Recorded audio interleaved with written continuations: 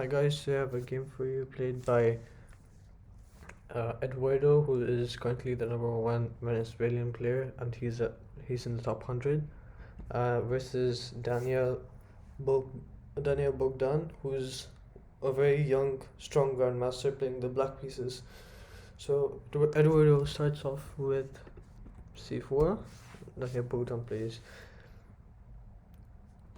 e5, c3, g3, and we have an English opening, knight f3, knight c6, castles, knight b6, b3, and bishop e7, bishop b2. This is all standard lines, and then bishop f6, knight c3, and bishop f5. Okay, so now Eduardo decides to go with d3.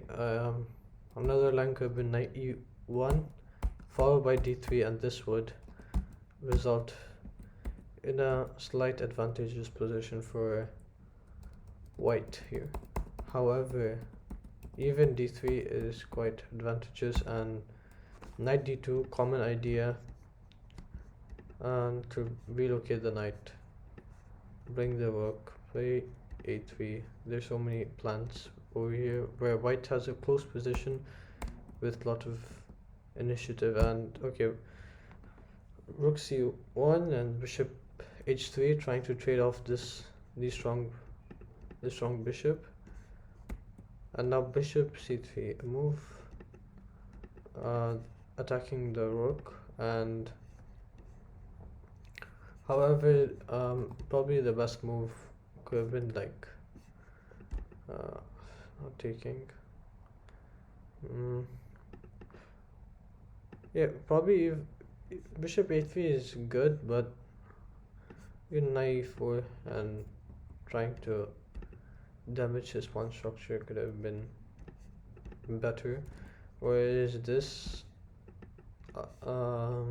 there's nothing wrong with the move, but it just equalizes after black displays bishop e7. Now trades occur, and this is a very equalish position. Knight e4, very nice move, aiming for that c5 square. Now it's in a very strong outpost, attacking b7, a weak point. c3, no, c6, defending the b7 pawn. Here Eduardo decides to go with b4, expanding on the queen side, after which he plays e3, and then knight e6 and knight e4, rook b8, and now b4.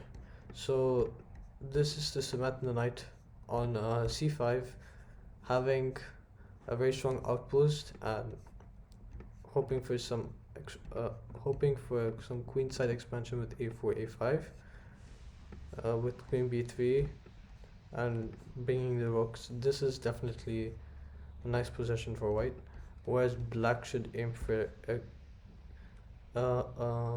let's say kingside attack, I think, more or less, because he has more space on the king side, whereas white has more space on the queen side.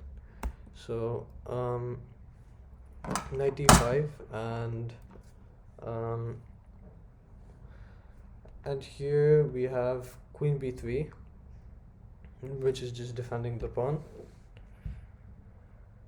and then h6 and knight takes e6 occurs, and queen takes, and then b5, trying to open up the queen side. And now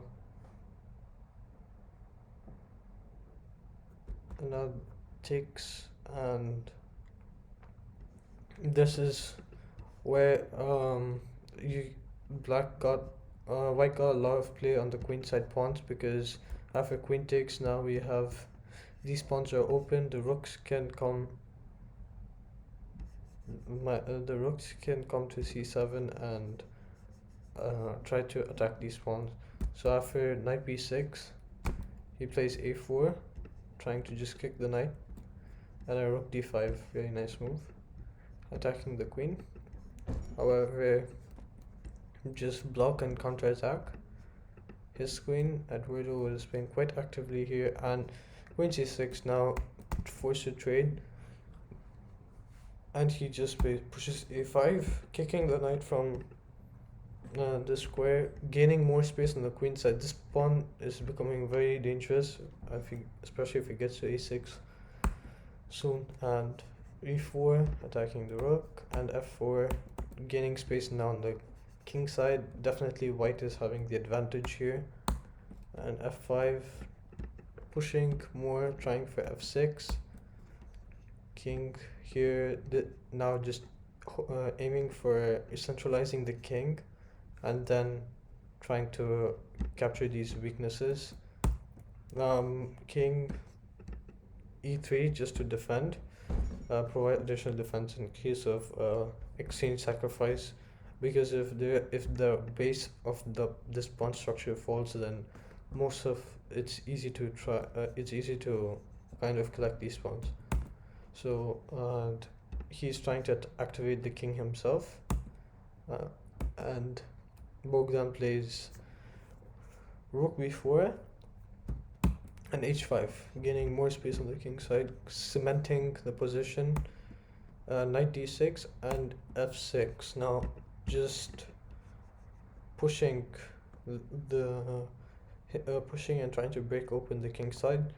However, another continuation could have been this, with a cheeky idea. Usually people just, and for sure the grandmaster won't blunder, but people would play this, and now blundering this tactic, and it's happened many times, and it's a very irritating thing. That's why these knights on c5 are very powerful, because they aim at the squares close to the king. Even you'd see a grandmaster would blunder, as in the game, after rook b5, just a6, and now even this illustrates that grandmasters also blunder these positions.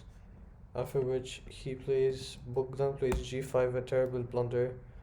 I hope you guys pause the video and try to find the best move.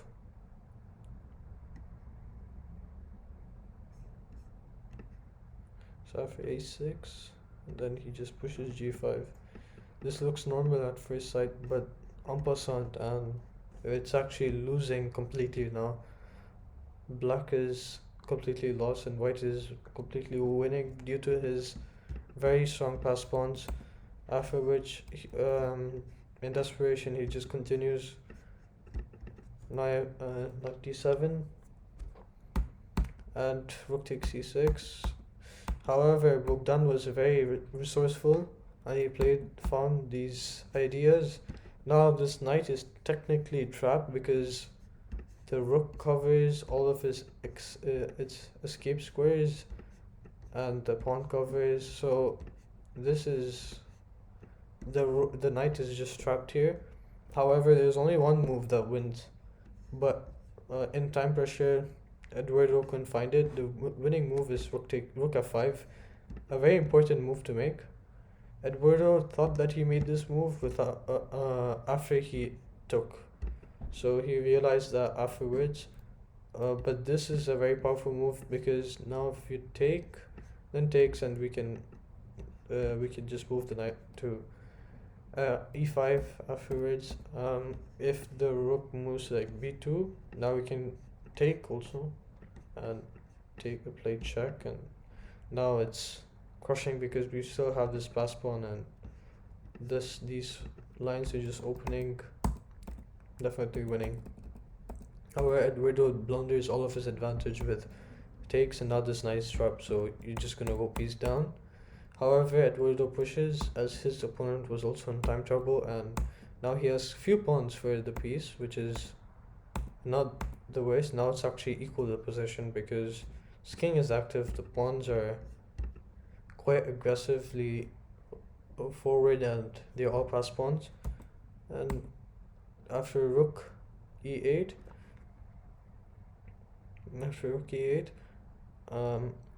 he has only one choice, which is to push. And this is tremendous blunder. the best move, I'll give you the guys 5 seconds, try find the best move. So the best move in the position is rook d6 actually. The idea is now you'd have to defend this pawn, and if you play e5, which is probably the best move, it just takes on e4. This is the same purpose. These two moves had the same purpose, but this attacks the pawn, and now rook e8 just allows him to further his fast pawns, and now it's really. But Daniel Bogdan still plays on, and he has still one last trick up his sleeve. So takes, he loses this, but he gains this pawn, and now it's these pawns are very powerful.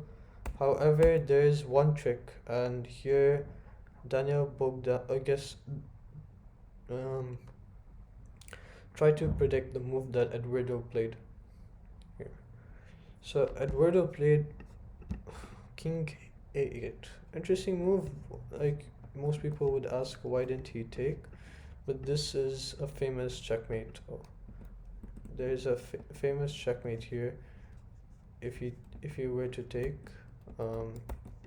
then knight c6 and checkmate. So this was his final trick, but obviously even time pressure he didn't fall for this, and he played really strong grandmaster. Just played king a8 and now check.